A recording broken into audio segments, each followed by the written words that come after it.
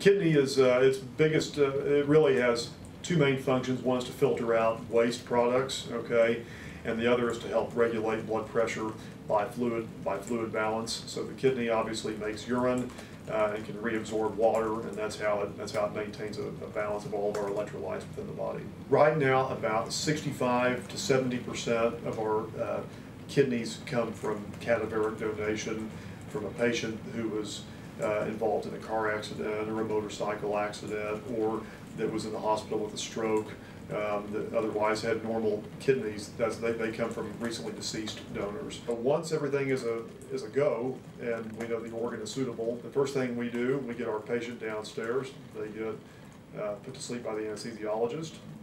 They have a catheter put in their bladder. They have a large IV called a central line placed either in their neck or under their collarbone that can be used to measure blood pressure through the heart. And it's also a convenient way for our patients to have their blood drawn every day after surgery without having to get their arm stuck. We then take the kidney out of the ice, and we clean the blood vessels off extensively, and we are very careful and meticulous with the kidney, and we flush it with special flushing solution to prepare it for transplant, and then we make an incision and we do the transplant.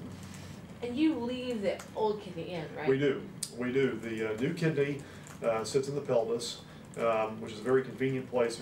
All of us, men and women, have kind of a somewhat empty space next to the bladder that allows a really good place for the kidney to be put in. The native kidneys sit way up high in the back, and we never see those. I do a lot of surgeries that are a lot more painful than a kidney transplant. Yes, we make a pretty large incision, about 6 to 7 inches in length, but the benefit of this particular incision, it's not necessarily a real muscle splitting incision. We're kind of going between muscle layers, so it's really not super painful. And the other benefit of this particular incision that we use in the pelvis is that we stay out of the abdominal cavity, and so patients' bowel function returns to normal a lot quicker. They're able to eat a regular diet, usually within about 36 hours after their surgery.